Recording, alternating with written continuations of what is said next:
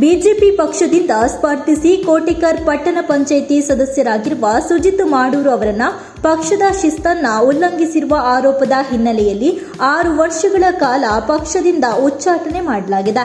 ಜಿಲ್ಲಾ ಬಿಜೆಪಿ ಅಧ್ಯಕ್ಷರಾದ ಸತೀಶ್ ಕುಂಪಲ್ ಅವರು ಫೆಬ್ರವರಿ 19ರಂದು ಹೊರಡಿಸಿದ ಆದೇಶದಲ್ಲಿ ಸುಜಿತ್ ಮಾಡೂರು ಅವರು ನಿರಂತರವಾಗಿ ಪಕ್ಷ ವಿರೋಧಿ ಚಟುವಟಿಕೆಗಳಲ್ಲಿ ತೊಡಗಿಸಿಕೊಂಡಿರುವುದಾಗಿ ಉಲ್ಲೇಖಿಸಿದ್ದಾರೆ.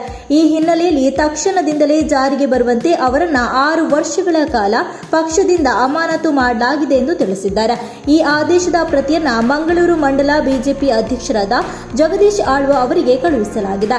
ಈ ಬೆಳವಣಿಗೆ ಕೋಟಿಕರ್ ಪಟ್ಟಣ ಪಂಚಾಯಿತಿ ರಾಜಕೀಯ ವಲಯದಲ್ಲಿ ಚರ್ಚೆಗೆ ಕಾರಣವಾಗಿದೆ. ಜನವರಿ 29ರಂದು ಕೋಟಿಕರ್ ಪಟ್ಟಣ ಪಂಚಾಯಿತಿನಲ್ಲಿ ನಡೆದ ಸಾಮಾನ್ಯ ಸಭೆಯಲ್ಲಿ ಸುಜಿತ್ ಮಾಡೂರು 15 ವರ್ಷಗಳಿಂದ ನೆನೆಗುದಿಗೆ ಬಿದ್ದಿರುವ ನಿವೇಶನ ರಹಿತರ ಅರ್ಜಿಗಳ ವಿಲೇವಾರಿ ಆಗದೇ ಇರುವ ಕುರಿತು ಅಧಿಕಾರಿಗಳ ಬೇಜವಾಬ್ದಾರಿತನವನ್ನ ವಿರುದ್ಧ ಬಡವರ ಪರವಾಗಿ ಬಾವಿಗಿಳಿದು ಪ್ರತಿಭಟನೆಯನ್ನು ನಡೆಸಿದ್ದರು. ಪಟ್ಟಣ ಪಂಚಾಯತ್ನಲ್ಲಿ ಬಿಜೆಪಿ ಆಡಳಿತ ಇರುವ ಹಿನ್ನೆಲೆಯಲ್ಲಿ ಪಕ್ಷದ ಶಿಸ್ತನ್ನ ಉಲ್ಲಂಘಿಸಿದ್ದಾರೆ ಅನ್ನುವ ಆರೋಪ ವ್ಯಕ್ತವಾಗಿತ್ತು.